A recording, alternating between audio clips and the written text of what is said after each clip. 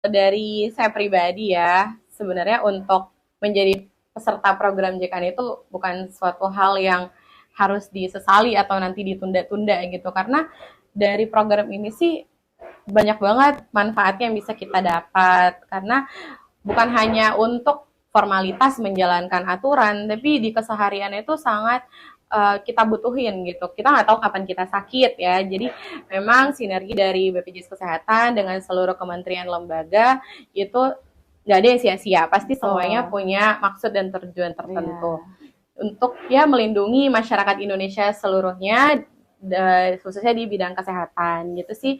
Jadi ya ayo kita daftar sebagai peserta JKN untuk bisa mendapatkan pelayanan yang ya lebih baik lagi di bidang kesehatan. Iya.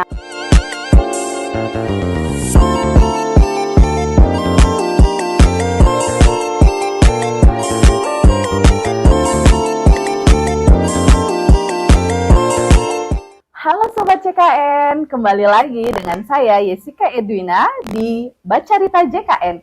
Bahas dengan ceria tentang JKN. Di episode ketiga ini, kita akan membahas tentang sinergi BPJS Kesehatan dengan kepolisian dalam memberikan pelayanan kepada masyarakat. Nah, tapi sebelum kita masuk ke temanya, kita kenalan dulu nih dengan narasumbernya. Halo Kak Halo Mbak Amel. Esi. Iya, gimana nih kabarnya? Alhamdulillah baik, walaupun panas ya kita tetap harus menjaga kesehatan. Iya, betul, betul sekali. Nah, Mbak Amel perkenalkan dulu nih nama lengkapnya. Boleh. Halo Sobat JKN, perkenalkan saya Amel, seorang staf administrasi kepesertaan di BPJS Kesehatan Kantor Cabang Ambon. Iya, kesehariannya seperti apa ini Mbak Amel? Ya, jadi sebagai seorang staf administrasi kepesertaan ya Mbak, kita tuh kesehariannya ya ngurusin administrasi ya tentunya, mulai dari pendaftaran peserta, perubahan data, kemudian sinergi dengan stakeholder. Nah, stakeholder juga macam-macam, dari pemerintah daerah, lembaga swasta, maupun di TNI Polri, seperti itu Mbak. Oh iya. Jadi BPJS Kesehatan ini dalam menjalankan program JKN ternyata banyak juga ya sinergi dengan stakeholder Betul. TNI, Polri. Bicara tentang Polri nih, kepolisian, sinerginya tentang apa saja nih dengan BPJS Kesehatan? Ya, jadi untuk kepolisian sendiri, untuk BPJS Kesehatan ya Mbak, itu kan pada umumnya orang tahu tentang pelayanan kesehatan. Namun beberapa waktu ini dari kepolisian maupun BPJS Kesehatan sendiri sinergi tentang pelayanan umum juga kepada masyarakat. Nah, di tahun 2023 kemarin itu dua instansi ini bersinergi tentang penerbitan SIM dan SKCK gitu Mbak. Kerjasama antara BPJS Kesehatan dengan kepolisian ini apakah tertuang dalam peraturan atau undang-undang begitu? Ya, jadi kita punya satu peraturan induk, yaitu Instruksi Presiden nomor 1 tahun 2022 tentang optimalisasi pelaksanaan program JKN. Nah, ini dalam instruksi tersebut diinstruksikan kepada 30 kementerian lembaga. Nah, salah satunya Kepolisian Negara Republik Indonesia ini. Oh, oke oke. Sejak kapan peraturan itu berlaku ya? Untuk peraturan Implementasinya. induknya itu kan dari Iya. 2022, Iya. tapi spesifiknya dalam dua peraturan Polri sendiri ini dia baru diterbitkan itu di 2023. Namun secara efektif baru dijalankan di tahun 2024 ini, Mbak. Secara spesifiknya bulan apa itu? 2024 bulan apa itu? Nah, untuk kita fokusnya ke SKCK ya, Mbak. Iya, Berarti betul itu betul dia SKCK. berada di sebelumnya dia ada di Perpol 6 tahun 2023 tentang SKCK. Itu dia uji cobanya tuh di Juli 2023 di beberapa Polda dan Polres terkait di seluruh Indonesia. Nah, tapi secara efektifnya seluruh Indonesia itu diberlakukan di 1 September 2024 kemarin. Oh, oke. Jadi dalam sinergi ini berarti keaktifan kepesertaan JKN itu menjadi salah satu syarat untuk mengurus SKCK tersebut. Nah, betul. Jadi di dalam Perpol 6 tahun 2023, spesifiknya di ayat 4, itu dia menerangkan salah satunya di huruf G untuk sebagai syarat administrasinya melampirkan status kepesertaan JKN aktif dalam pengurusan SKCK itu sendiri, Mbak. Oke, berarti kalau pemohon SKCK yang belum punya JKN, bagaimana nih kalau dia mau mengurus? Nah, sebenarnya untuk masyarakat ya yang Iya, belum terdaftar betul. sebagai peserta JKN, Iya, nah betul. itu sebenarnya mereka masih bisa mengajukan untuk permohonan penerbitan SKCK. Tapi nanti pada saat penyerahan berkasnya, penyerahan Iya. SKCK itu, SKCK masih ditahan dulu sampai mereka melampirkan bukti keaktifan kepesertaannya. Nah, sekarang juga dari BPJS Kesehatan dan Polri sendiri setelah evaluasi, setelah implementasi sejak Agustus kemarin, Iya. itu di dalam aplikasi Super App Polri itu sudah terintegrasi langsung dengan kepesertaan sistem kepesertaan JKN. Nah, itu kan membaca dari NIK. Nah, Iya. ketika satu pemohon NIK-nya itu sudah langsung terbaca. Ketika dia mau mengajukan formulir, nanti muncul warning apakah dia sudah terdaftar atau belum, kartunya aktif atau tidak, status kepesertaannya. Ketika aktif, maka dia bisa lanjut untuk mengisi formulir dan sampai ke tahap akhir penerbitan SKCK-nya. Tapi kalau misalnya tidak aktif, nanti akan ada muncul warning. Nah, dia apakah mau melakukan pendaftaran dulu atau warningnya ketika dia memiliki tunggakan, berarti tunggakannya dilunasi atau melakukan program rehab melalui aplikasi mobile JKN seperti itu. Oh, oke oke.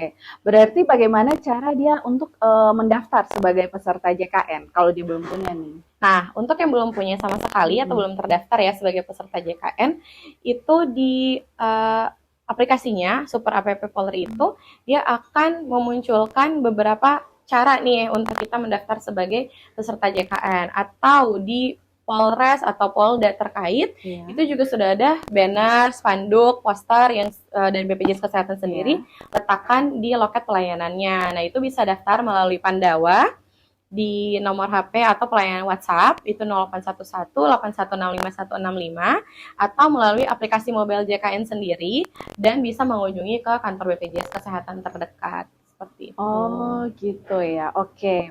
Nah, bagaimana kalau ini dia sudah punya nih kartu Hmm, JKN-nya, tapi dia hilang kan kadang ya manusia hilang taruh di mana kartunya betul. begitu. Gimana tuh? Ya, jadi Mbak Es, untuk kartu JKN kan sekarang sudah tidak dipersyaratkan wajib ya. Ya, Semuanya kan betul. bisa menggunakan single identity number atau NIK yang ada di KTP aja. Oh, jadi Nah, sekarang nggak perlu ya pakai kartu ya, ya JKN? dong, udah digital Oh, sekarang. oke Nah, oke. untuk NIK itu sendiri, kita cukup membawa KTP ke petugas, nanti mereka yang akan mengecek sendiri melalui BPJS Checking atau portal yang diberikan oleh BPJS Kesehatan ke para operator itu sendiri. Nah, tentunya dalam pemberian fasilitas tersebut, operator sudah dibekali dengan fakta integritas dan lain-lain. Jadi insya Allah ya untuk pengecekan atau datanya itu bisa dijamin aman. Kemudian selain pengecekan dari operator, pemohon atau peserta JKN juga bisa mengecek secara mandiri melalui aplikasi mobile JKN tadi atau Pandawa di menu informasi. Nah, itu juga cukup melampirkan atau menyampaikan saja nomor induk kependudukannya gitu, Mbak. Oh, oke oke. Jadi persyaratan ini berlaku untuk semua jenis SKCK, misalnya SKCK untuk melamar kerja atau SKCK untuk keperluan lainnya. Ya, jadi untuk SKCK itu jadi satu ya Mbak, hanya keperluannya aja yang dibeda-bedakan. Jadi untuk pengajuan tetap formulirnya sama, nanti jenis pengurusannya aja tuh yang nanti didetailkan apakah kita mau melamar kerja atau melamar sebagai Polri, Bintara, TNI dan lain-lain. Nah, itu semuanya tetap wajib dilampirkan. Untuk pengurusan visa pun tetap wajib dilampirkan untuk kepesertaan aktif JKN itu sendiri, Mbak. Oh, begitu. Iya. Ada jangka waktunya enggak untuk pengurusan sebagai peserta JKN untuk sebelum mengajukan permohonan SKCK ini? Sebenarnya ketika seorang pemohon atau calon peserta JKN itu Iya. mau mengurus kepesertaannya, bisa di same day sih Mbak. Jadi hari itu misalnya dia datang untuk pengurusan, terus dia nggak tahu kalau ternyata statusnya nonaktif Iya, atau apa, betul. dia bisa langsung mengurus di tempat. Karena di beberapa waktu tertentu itu ada petugas juga, petugas dari BPJS Kesehatan yang mendampingi teman-teman di loket pelayanan SKCK. Tapi ketika memang tidak ada petugas dari BPJS, pesertanya bisa langsung akses kanal layanan non tatap muka tersebut yang tadi sudah kami jelaskan di awal itu. Iya, Jadi betul. sebenarnya tidak butuh waktu lama sih untuk dari pendaftaran sampai ke kapan dia harus aktif. Nah, kan kalau yang baru daftar itu kan juga dia nggak langsung aktif ya Mbak. Iya, Jadi ada masa betul. tunggu 14 harinya. Betul. Nah, dalam pengurusan itu dia tidak wajib menunjukkan aktif. Jadi masih ada kompensasi nih untuk peserta yang baru daftar, terus dia masih dalam masa tunggu administrasi, itu mereka bisa melampirkan bukti virtual account. Jadi nggak perlu aktif, virtual account 14 harinya bisa dilampirkan ke petugas SKCK, nanti mereka bisa langsung menerima berkasnya. Kemudian jika masih ada cicilan, nah dan memang dia sudah mengikuti program rehab, atas tunggakannya itu, bukti rehab itu juga bisa dilampirkan. Jadi sebenarnya kita tidak mewajibkan ya, jadi masih ada kompensasi atau masih ada opsi-opsi lain ketika memang status kepesertaannya itu belum aktif. Seperti itu. Oke. Nah, tanggapan dari masyarakat sendiri seperti apa? Mungkin ada kayak testimoni dari masyarakat setelah berjalannya sistem implementasi SKCK ini dengan BPJS Kesehatan? Ya, jadi kemarin waktu kita pendampingan itu kan langsung berhadapan dengan para pemohon ya.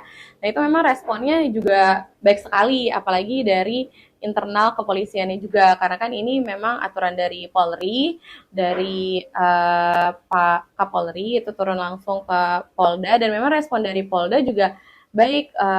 Ya jadi karena mereka mungkin sudah merasakan ya manfaat daripada program JKN itu, sehingga pas memang ini disyaratkan, mereka bersyukur sih Mbak. Jadi oh ya akhirnya bisa juga nih sekalian ngurus BPJS yang mungkin udah lama tidak aktif atau jadi, sudah. Berarti lebih membantu masyarakat Betul, juga ya. Ya, jadi karena pengurusannya juga langsung sekaligus ngurus SKCK, sekaligus ngurus BPJS. Kita kan nggak tahu ya suatu saat kita butuh atau enggak. Jadi emang sejauh ini sih respon masyarakat positif sih Mbak. Ya. Oke nih, berarti dari Mbak Amel sendiri kira-kira kata penutup untuk para sobat JKN yang lagi menonton? Kita udah di penghujung acara. Iya, kita udah di penghujung acara nih, nggak terasa ya Mbak Amel ya. Kayak masih banyak yang harus dikulik ya.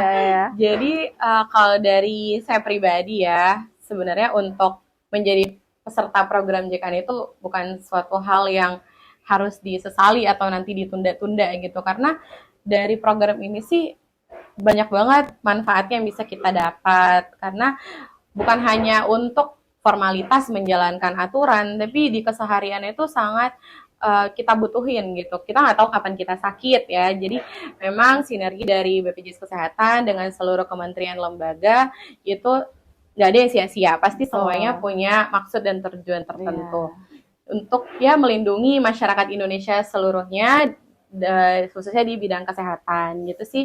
Jadi ya ayo kita daftar sebagai peserta JKN untuk bisa mendapatkan pelayanan yang ya lebih baik lagi di bidang kesehatan. Ya, oke. Nah, udah dengar kan Sobat JKN kata-kata dari Mbak Amel. Oke. Sekian episode ketiga kita di Bacarita JKN. Nantikan episode selanjutnya. Bye-bye. Bye-bye. Terima kasih Mbak Esi.